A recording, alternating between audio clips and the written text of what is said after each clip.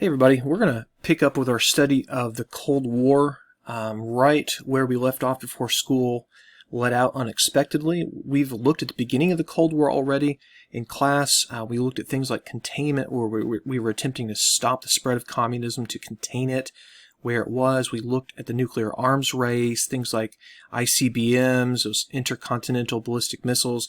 We looked at some of the nuclear fears. We also looked at things like the Berlin airlift, the Marshall Plan, and all these other pieces of the early Cold War.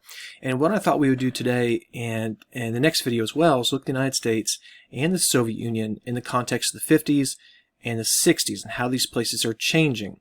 We're going to do the 50s today. In this video, we'll save the 60s for our next video. So we're looking at the Soviet Union first, the USSR. And as you might remember, the Soviet Union at this time was still ruled, as it had been since basically the 1920s, by Joseph Stalin. And while he's there to help start the Cold War, he will not be there, of course, long term. He's getting pretty old at this point. So we're going to focus on something called de-Stalinization. It's our first big topic as we look at the Soviet Union, how it's changing after the Second World War. So in 1953, this is 8 years after the end of World War II, Joseph Stalin dies at age 74, and there's a period right after he dies where there's kind of a scramble for power, who's going to take over, and eventually the guy who comes out on top is a man named Nikita Khrushchev, or Khrushchev, you can say it either way. And before we talk about Khrushchev, let's think about the Soviet people and Stalin himself. This is a man who had killed millions of his own people, either through ordering executions or just incompetent policies and corruption. You probably would expect that they would be cheering that he's finally gone. But that's not really what you see in the Soviet Union after Stalin's death, as you can see from these pictures of his funeral.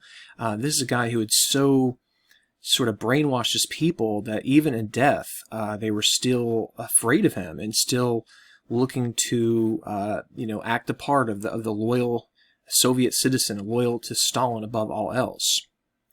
And there's Stalin. He was originally placed next to Lenin. Lenin, of course, is still on display in in Moscow, and Stalin was there for a short time. So what will Khrushchev, the new leader of the Soviet Union, do? Is he going to go down the Stalin path of bloody oppression, or is he going to go in a new direction? And he chooses the new direction. Just 3 years after the death of Joseph Stalin, Khrushchev gives this speech known as the secret speech.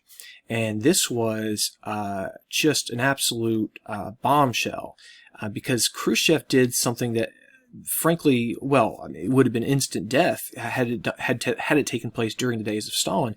And that what he was doing is he was publicly calling out Stalin for all of his crimes, all the death camps, the labor camps, the jailing of political prisoners, the murders. And he calls for kind of a reckoning that we need to look at Stalin with a critical eye and not sugarcoat this guy. And this is what begins a process known as de-Stalinization. So with de-Stalinization, what we're doing in the Soviet Union is we're basically beginning to dismantle that cult of personality that Stalin had spent literally decades building up. One, Stalin is going to be buried. We're not going to keep him around on display like Lenin. So he's going to be put in the ground. There's his burial site today. Many Stalin statues and paintings and other monuments were either, kind of locked away somewhere or just outright destroyed. And a lot of places that were named for Stalin were changed, including Stalingrad. So if you think back to our study of World War II, we talked about how Stalingrad was one of the most important battles of the entire war. That city is not called Stalingrad today. It's called Volgograd, which is a reference to the river, the Volga River that flows through the city. Now, in our early study of the Cold War, we learned that Stalin believed that communism and capitalism could not coexist. And as a shift away from that somewhat, we're going to see with Khrushchev calling for peaceful competition. So he's not talking about destroying the United States through military means, He believes that in a competition between the communist system of the Soviet Union and the capitalist system of the United States, that since the Soviet system was, in his mind, superior and more efficient and more effective, that it would just be natural that the Soviet Union would win this competition and the United States would eventually fall behind and have no choice but to see the wisdom of communism and kind of join with the communist sphere one day. This is Khrushchev meeting with President Dwight Eisenhower. We looked at him during World War II. He was the commander at D-Day. So we looked at the Soviet Union in the 1950s. Let's now shift gears to look at America in the 1950s. A very, very different place, America versus the Soviet Union in the 1950s. So we're going to take just a real quick study of the United States in the 1950s. When you take U.S. history, you'll learn a lot more about these topics. But when I think of the 1950s, I think of things like rock and roll. I think of Elvis. I think of Chuck Berry. I think of cars. I think of drive-in theaters. I think of prosperity. And these are, the hallmarks of the 1950s. Another thing that comes to mind with the 1950s is something I know you've all heard of before. It's the famous baby boom. And basically, in the 15 years after World War II ended, we had an extraordinary jump in the U.S. population. Some 50 million babies were added to our population. 50 million in 15 years. So our population is going to increase. Americans are getting married and having kids in just record numbers.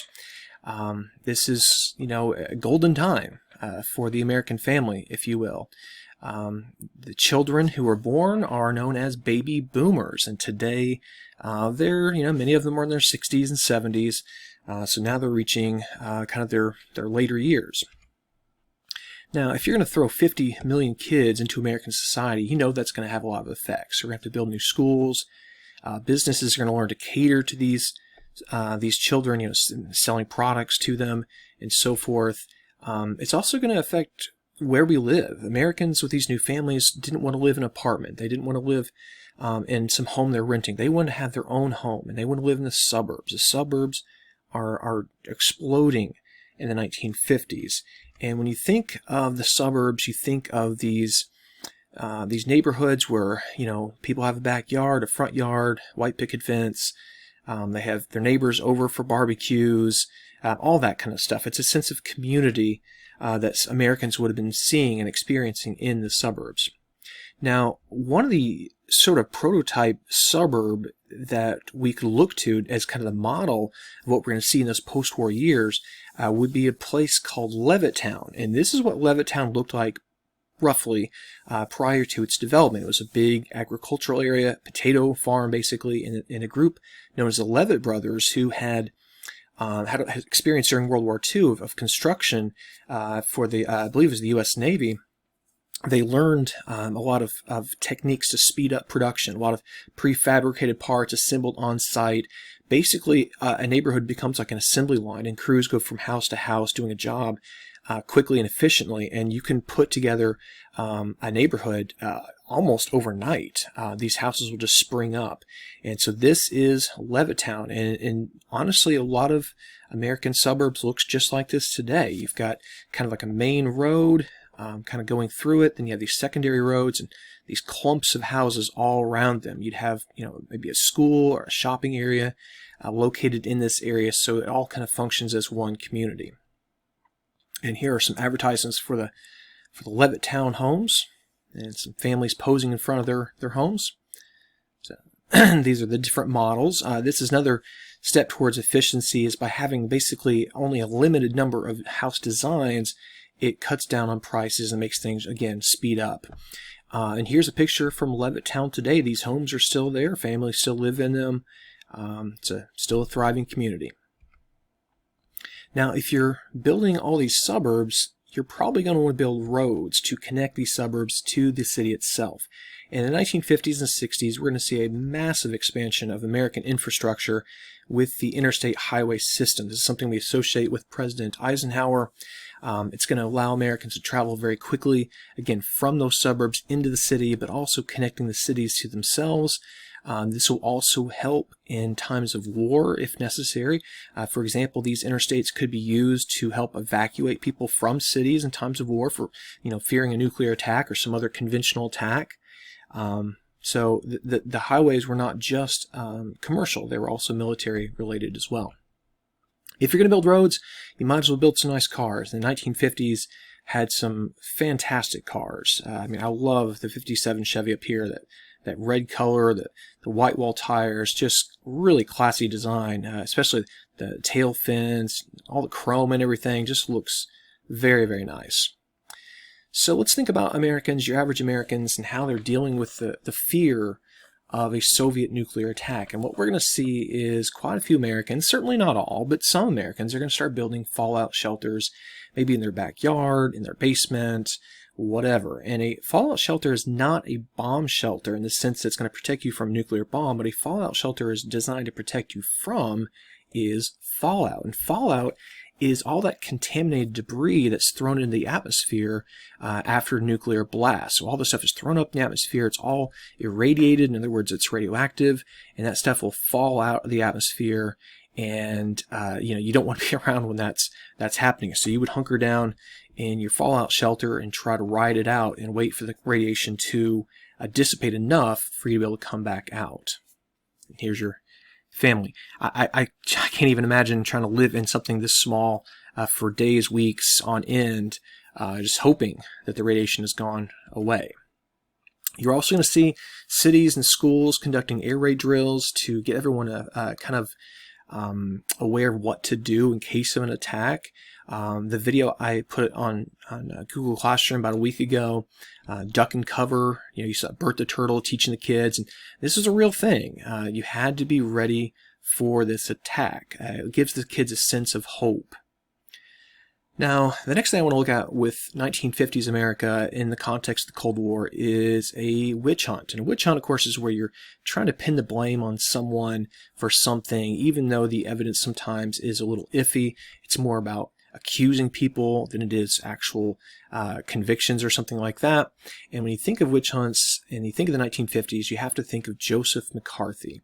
Joseph McCarthy was a senator who was really riding this tidal wave of paranoia that Americans were feeling, this fear that the communists had basically infiltrated the U.S. government, had taken over somehow. They were kind of working in the shadows, and we had to do something to stop them. An example of some of the spying that would have fueled that paranoia would be the case of the Rosenbergs, who were convicted of espionage, that is to say spying, and executed in 1953. Back to McCarthy, though. So McCarthy really is using this whole idea of finding communists and rooting them out and bringing them to justice to gain popularity, gain power. He makes wild accusations about people's livelihood, their backgrounds, their loyalties, and he really ends up destroying a lot of people's careers and lives. But he never actually uncovers any communists. That's often happens with the witch hunt, is you get so carried away with the accusations and the paranoia that you really don't focus on fact. And McCarthyism, that term, lives on today for any of these paranoid, fear-driven campaigns to kind of target a group because you don't like them. McCarthy, his antics bring a lot of popularity on him, but eventually he's kind of his own worst enemy. He's always going for something more and more dramatic. Eventually, using the new medium of TV, which is growing in popularity in the mid-1950s, he goes on television, holds these trials, these hearings, where he eventually accuses members of the U.S. Army of disloyalty, even going after George Marshall, who had been the highest-ranking military officer in World War II. And this is kind of the end for McCarthy. People are fed up with this guy, his antics, his bullying, his just mean disposition, and McCarthyism basically fizzles out. So that is the United States and the Soviet Union in the 1950s. We looked at the death of Stalin, de-Stalinization for the Soviet Union. For America, we looked at the baby boom. We talked about the growth of the suburbs. We looked at nuclear paranoia and fallout shelters. We also looked at McCarthyism in the witch hunt for communist spies who had infiltrated America, supposedly. That's 1950s. In the next video, we will look at the 1960s in both countries.